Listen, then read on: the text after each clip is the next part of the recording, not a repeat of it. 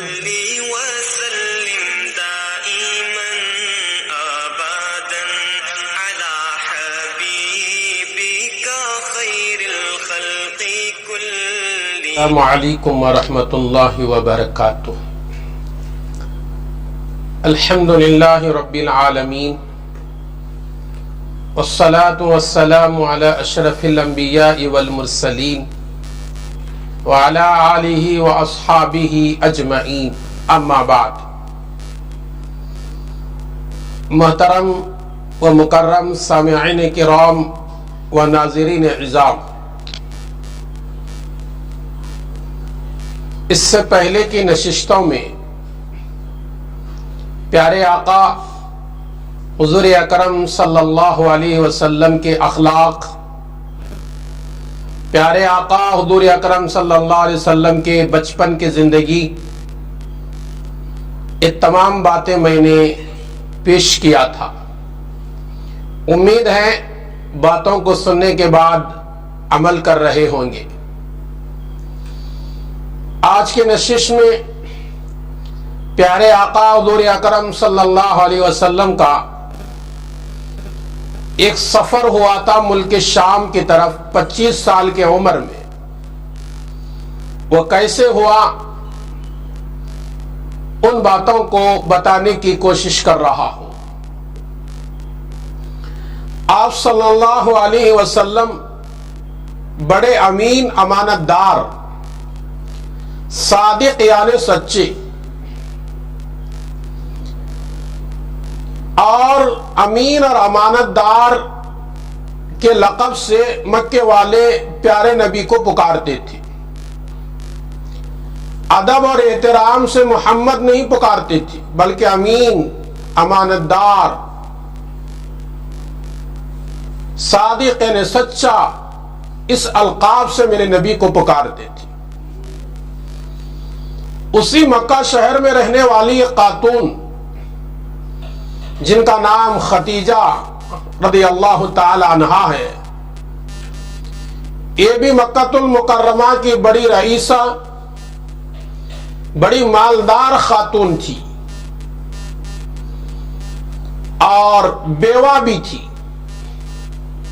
وہ بھی ایک شوہر سے نہیں بلکہ 2 شوہروں سے. ایک شوہر کا انتقال ہوا، اس کے بعد دوسرا نکاح ہوا، چند سالوں کے بعد وہ شوہر کا بھی انتقال ہوا تھا. 2 مرتبہ بیوہ بننے کا داغ لگ چکا تھا، لیکن تھی بڑی مالدار، بڑی پارسا، بڑی نیک، بڑی پرہیزگار. لوگ خدیجۃ الکبریٰ رضی اللہ تعالی عنہا کو مکے میں طاہرہ، پاک کہہ کے پکارتے تھے. بڑے بڑے رئیسوں نے، مالداروں نے اما خدیجہ رضی اللہ تعالی عنہا سے نکاح کا پیغام بھیجا، لیکن انہوں نے قبول نہیں کیا تھا.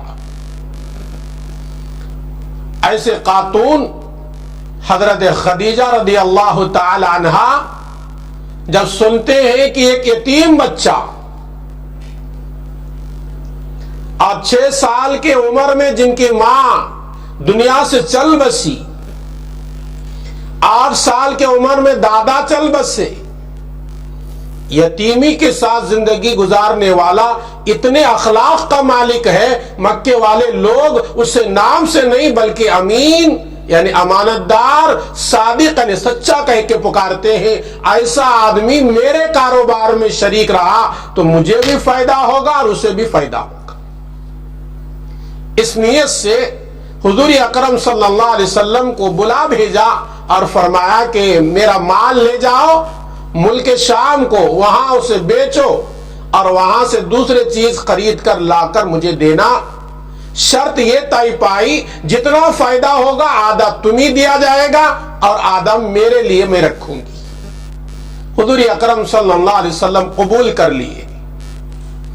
حضرت خدیجہ رضی اللہ تعالی عنہا کا مال یمن کو، ملک شام کو، بحرین کو، اور افریقہ کے علاقے کو جاتا تھا. تو حضور اکرم صلی اللہ علیہ وسلم جب اس شرط کو قبول کر لیا، مال لے جا کر ملک شام میں بیچیں گے، وہاں سے مال خرید کر لائیں گے، اور جو فائدہ ہوگا وہ آدھا آدھا تقسیم ہوگا، آدھا محمد عربی صلی اللہ علیہ وسلم کو اور آدھا حضرت خدیجہ الکبریٰ رضی اللہ تعالی عنہا کو. تو حضرت خدیجہ رضی اللہ تعالی عنہا نے عرض کیا، محمد یہ میرا غلام ہے، اس کا نام میسرہ ہے، اس کو بھی ملک شام کے سفر میں لے کر جانا، یہ تمہارا ہاتھ بٹھائے گا، تمہاری ضرورت پوری کرے گا، انہیں تمہاری خدمت کے لیے میں بھیج رہی ہوں. میسرہ کو حضرت خدیجہ نے کیوں بھیجا؟ حضرات علماء لکھتے ہیں حضرت خدیجہ نے محمد عربی صلی اللہ علیہ وسلم کے اخلاق سن چکی تھی، وہ سچ ہے یا نہیں معلوم کرنے کے لیے، اور ایسے نیک آدمی کے خدمت گزار بننا بھی ایک بہتر چیز ہے. اس لیے ایک خادم حضرت میسرہ کو حضرت خدیجہ الکبریٰ رضی اللہ تعالی عنہا حضور اکرم صلی اللہ علیہ وسلم کے ساتھ وہ سفر میں ملک شام کو روانہ کرتے. راستے میں ایک درخت کے نیچے حضور اکرم صلی اللہ علیہ وسلم آرام کرنے کے لیے بیٹھتے ہیں. درخت کے قریب ایک راہب رہتا تھا، پادری رہتا تھا، جس کا نام تھا نستورہ. وہ دوڑے دوڑے آیا، میسرہ سے پوچھنے لگا کون نوجوان ہے؟ میسرہ کہنے لگا یہ مکے کا نوجوان ہے، اسے محمد کہتے ہیں لوگ، بڑا امین ہے، امانت دار ہے، بڑا صادق ہے، بڑا سچا ہے. حضرت خدیجہ الکبریٰ کا مال ملک شام کو لے جا رہا ہے کاروبار کے لیے. تو وہ راہب نبی کا چہرہ دیکھ کر کہتا ہے، میسرہ یہ آخری زمانے کا آخری نبی ہونے والے ہیں، ان کا اکرام کرنا، ان کا احترام کرنا. علماء لکھتے ہیں وہ راہب کے ہاتھ میں آسمانی کتاب تھی، کبھی آسمانی کتاب کو دیکھتا ہے، کبھی محمد عربی کے پیارے چہرے کو دیکھتا ہے اور کہتا ہے دیکھو یہ آسمانی کتاب میں آخر میں آنے والے نبی کے پوری علامتیں اللہ نے ذکر کیا، وہ پوری علامتیں نوجوان کے اندر موجود ہیں. یہ آخر زمانے کا اللہ کا محبوب، اللہ کا رسول بننے والا ہے، اس کا اکرام کرنا. نبوت کی بشارت دی ایک راہب نے جس کا نام نستورہ تھا. سفر آگے بڑھا، ملک شام گئے، وہاں جو مال بیچنا تھا بیچے، جہاں سے جو چیزیں خریدنا تھا خرید لیے، واپس آئے. مکے کے اندر داخل ہو رہے، دوپہر کا وقت ہے. حضرت خدیجہ الکبریٰ رضی اللہ تعالی عنہا اپنے گھر کے چھت پر ٹہل رہی تھی. دیکھا کہ قافلہ آ رہا ہے، پورے لوگ دھوپ میں ہیں اور ایک آدمی کے اوپر بادل سایہ کیا ہوا ہے. دیکھنے لگی کون سا آدمی ہے، چلچلاتی ہوئی دھوپ ہے اور اس کے سر پر یہ بادل سایہ کیا ہوا ہے، کون ہے؟ قریب قافلہ آیا، دیکھا تو محمد عربی صلی اللہ علیہ وسلم ہے. قافلہ آ کر حضور اکرم صلی اللہ علیہ وسلم نے پورے مال کا کاروبار کا حساب کتاب دیے. تو خدیجہ کہتے ہیں 40 سال کے عرصے میں اتنا فائدہ نہیں ہوا تھا جتنا محمد عربی صلی اللہ علیہ وسلم کاروبار میں فائدہ لے کر میری خدمت میں آئے. آنے کے بعد میسرہ نے خدیجہ الکبریٰ رضی اللہ تعالی عنہا سے پورا واقعہ سنایا. وہ راہب کا نبی ہونے کی بشارت دینا، یہ تمام باتیں، نبی کے اخلاق، نبی کے کردار، کاروبار میں سچائی، کاروبار میں امانت داری، لوگوں سے بات کرنے کا انداز، وہ نرم گفتگو کا انداز، پورا واقعہ سنایا. تو حضرت خدیجہ کے دل میں ارادہ ہوا ایسے نوجوان سے اگر میرا نکاح ہوا تو میرے مال کا فائدہ ایسے نوجوان کو بھی ہوگا اور مجھے بھی ہوگا. میں اس سے نکاح کا پیغام دینا چاہیے. ارادہ ہوا، پیغام دیا نکاح کا. نکاح حضور اکرم صلی اللہ علیہ وسلم سے ہوا.